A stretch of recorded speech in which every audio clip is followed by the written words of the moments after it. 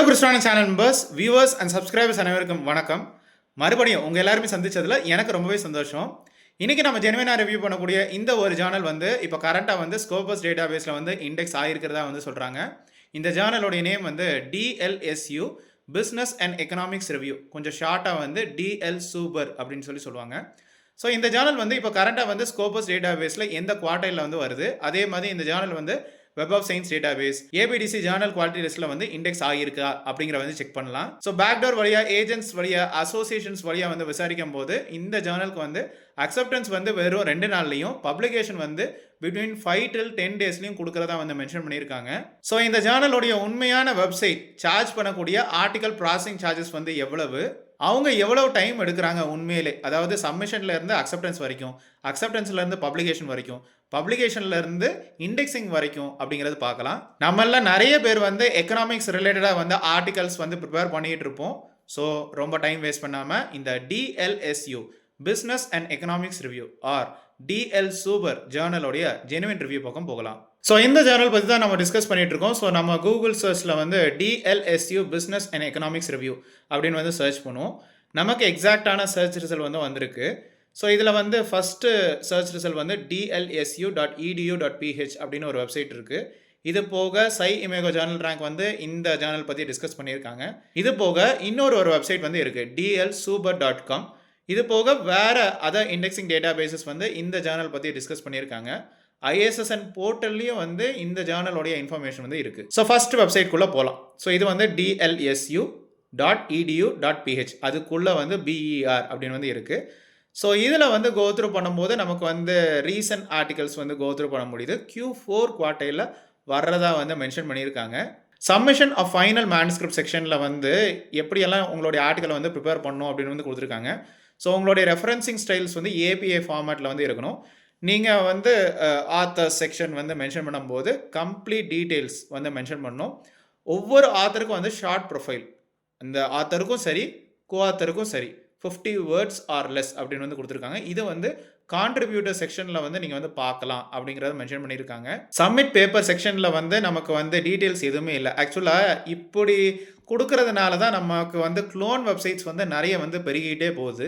Previous issues or archive section வந்து go through பண்ணும்போது நமக்கு வந்து ஒரு வருஷத்தில் வந்து 2 இஷ்யூ வந்து பப்ளிஷ் பண்ணுறாங்க அப்படிங்கிற மாதிரி தெரியுது. அதாவது இது ஒரு பை ஆனுவல் ஜேர்னல். பட் சில கவர் பேஜஸ் வந்து நமக்கு வந்து தெரியவே மாட்டுக்கு. அப்போ இந்த வெப்சைட் ஆர் இந்த டொமைனை வந்து ப்ராப்பராக இவங்க வந்து மெயின்டைன் பண்ணலை அப்படிங்கிற வந்து தெரியுது. அகெயின் சொல்கிறேன், இப்படியெல்லாம் இருக்கிறதுனால தான் நமக்கு வந்து க்ளோன் வெப்சைட்ஸ் வந்து பெருகிட்டு இருக்கு. இப்போ ரீசெண்ட் இஷ்யூ வந்து கோத்ரூ பண்ணும்போது வால்யூம் 34 இஷ்யூ நம்பர் 2 அப்படின்னு வந்து இருக்குது, January 2025. இது வந்து ஒரு இஷ்யூ. இதில் பார்த்தீங்கன்னா ஒரு 9 டாக்குமெண்ட்ஸ் பக்கத்தில் பப்ளிஷ் பண்ணியிருக்காங்க. ஆக்சுவலாக இந்த 9 டாக்குமெண்ட்ஸ் வந்து கோத்ரூ பண்ணும்போது இன்டர்நேஷனலிசம் வந்து இருக்குது. பட் வந்து மேக்ஸிமம் வந்து பிலிப்பைன் ஆத்தர் ஆர்டிகல்ஸ் தான் பார்க்க முடியுது. வால்யூம் 34 இஷ்யூ நம்பர் 1 July 2024 வந்து கோத்ரூ பண்ணும்போது இதுலேயும் வந்து ஆர்டிகல்ஸ் வந்து இருக்குது. நீங்கள் issue number 1 issue number 2 total பண்ணும்போது, அதாவது 2024 உள்ள 2 இஷ்யூவில் உள்ள ஆர்டிகல்ஸ் வந்து டோட்டல் பண்ணும்போது 21 ஆர்டிகல் வந்து இருக்குது.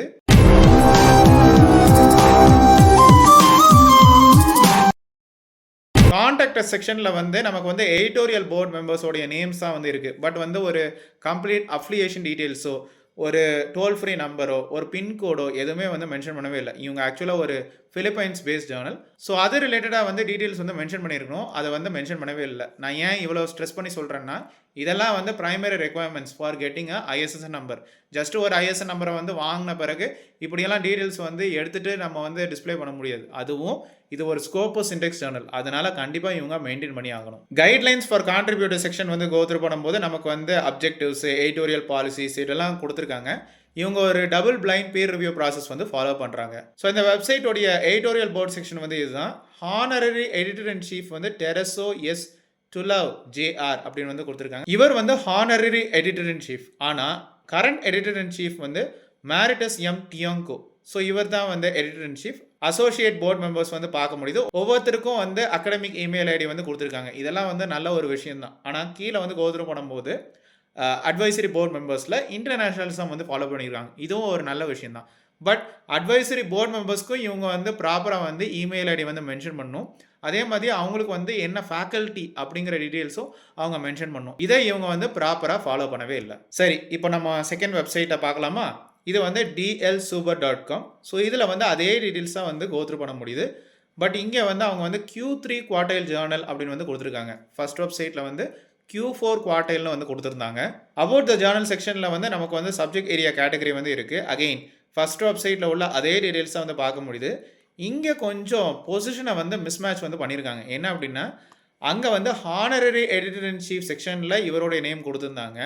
அங்கே வந்து கரண்ட் எடிட்டர் இன் சீஃப் செக்ஷனில் இவருடைய நேம் கொடுத்துருந்தாங்க. பட் இங்கே பார்த்தீங்கன்னா அசோசியேட் எடிட்டர்னு சொல்லி இவருடைய நேம் வந்து கொடுத்துருக்காங்க. ஆக்சுவலாக இது வந்து தப்பான இன்ஃபர்மேஷன். கைட்லைன்ஸ் டு கான்ட்ரிபியூட்டர் செக்ஷன்லையும் நமக்கு வந்து அதே டீடைல்ஸாக வந்து பார்க்க முடியுது. ஆக்சுவலாக இந்த வெப்சைட் நம்பர் 1லையும் வெப்சைட் நம்பர் 2லையும் வந்து ஆர்டிகல் ப்ராசஸிங் சார்ஜஸ் வந்து ஃப்ரீ ஆஃப் சார்ஜ் அப்படின்னு வந்து கொடுத்துருக்காங்க. பட் இதில் ஒரு க்ளோன் வெப்சைட்டுக்கு வந்து இவங்க சார்ஜஸ் வந்து வாங்கிட்டு தான் இருக்காங்க.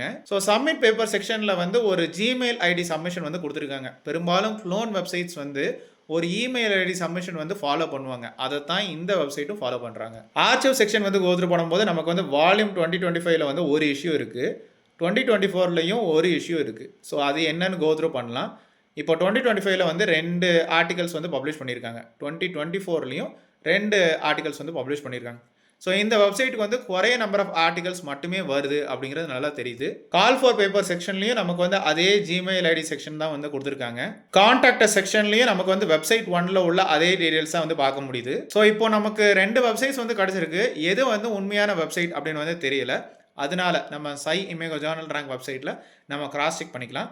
ஸோ sciimagojr.comல நமக்கு வந்து ஜேர்னல் நேமை வந்து சர்ச் பண்ணும்போது நமக்கு எக்ஸாக்டான சர்ச் ரிசல்ட் வந்து வந்திருக்கு. கண்ட்ரி வந்து Philippines, subject area and category வந்து business management and accounting, economics, econometrics and finance. So publisher வந்து De La Salle University from Philippines. SCImago journal rank வந்து இந்த ஜேர்னலுக்கு வந்து Q4 குவார்டைல் அப்படின்னு வந்து கொடுத்துருக்காங்க. இதையும் நம்ம வந்து கிராஸ் செக் பண்ணிக்கலாம். ஸோ அதே ஐஎஸ்எஸ்என் நம்பர் நமக்கு வந்து கவரேஜ் இயர்ஸ் வந்து 2008 till 2024. பயப்பட வேண்டிய அவசியம் இல்லை, நம்ம வந்து கிராஸ் செக் பண்ணிக்கலாம். Home page as well as how to publish in this journal அந்த லிங்கை வந்து கிளிக் பண்ணும்போது நமக்கு எக்ஸாக்டாக ஃபர்ஸ்ட் வெப்சைட் வந்து ரீடைரக்ட் ஆகுது. ஸோ சை இமேகோ ஜேர்னல் ரேங்கை பொறுத்த வரைக்கும் இந்த வெப்சைட், அதாவது வந்து ஃபர்ஸ்ட் வெப்சைட் தான் வந்து ஜெனுவினான வெப்சைட். ஃபர்ஸ்ட் வெப்சைட்டில் உள்ள அதே இமெயில் ஐடி தான் வந்து பார்க்க முடியுது. கீழே வந்து கோத்ரூ பண்ணும்போது நமக்கு ஸ்கோப் ஆஃப் திஸ் ஜேர்னல் வந்து இருக்குது. சை இமேகோ ஜேர்னல் ரேங்க் இப்போ ஊர்பட்ட ஆட்ஸுக்கு வந்து விட்டுட்டாங்க. ஸோ அந்த பேஜே வந்து கொஞ்சம் ஸ்லோவாக தான் இருக்குது. ஸோ குவார்டைல்ஸ் வந்து கோத்ரூ பண்ணும்போது முன்னால் அவங்க Q3 குவார்டைலில் இருந்தாங்க. இப்போ ட்ராப் ஆகி இப்போ Q4 குவார்டைலுக்கு வந்திருக்காங்க. இந்த ஜேர்னலுடைய 2 year 3 year and 5 year statistics வந்து கோத்ரூ பண்ண முடியுது.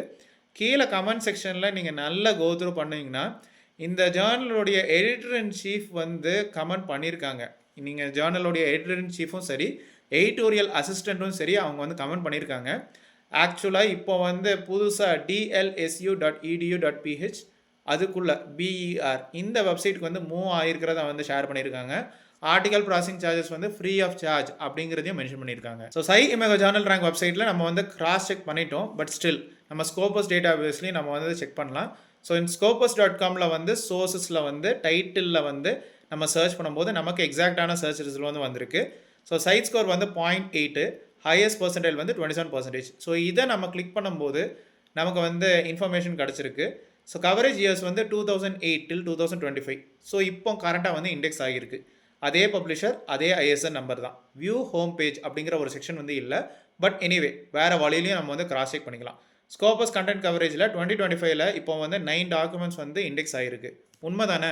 ஃபர்ஸ்ட் வெப்சைட்டில் இந்த பர்டிகுலர் இஷ்யூவில் 9 டாக்குமெண்ட்ஸ் வந்து பப்ளிஷ் பண்ணியிருக்காங்க. அது எல்லாமே இண்டெக்ஸ் ஆகிட்டு.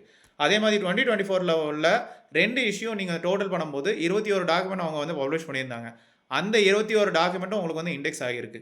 ஆனால் வெப்சைட் நம்பர் 2, அதாவது வந்து clone website R fake website, அதுதான் நமக்கு வந்து ஏஜென்ட்ஸ் வழியாக, பேக்டோர் வழியாக, அசோசியேஷன்ஸ் வழியாக, ஏன் கான்ஃபரன்ஸ் ஆர்கனைசர்ஸ் வழியாக வந்து சர்க்குலேஷனில் வந்து போயிட்டுருக்கு. அந்த வெப்சைட்டில் பப்ளிஷ் ஆகக்கூடிய ஆர்டிகல்ஸ் எதுவுமே உங்களுக்கு இண்டெக்ஸ் ஆகாது.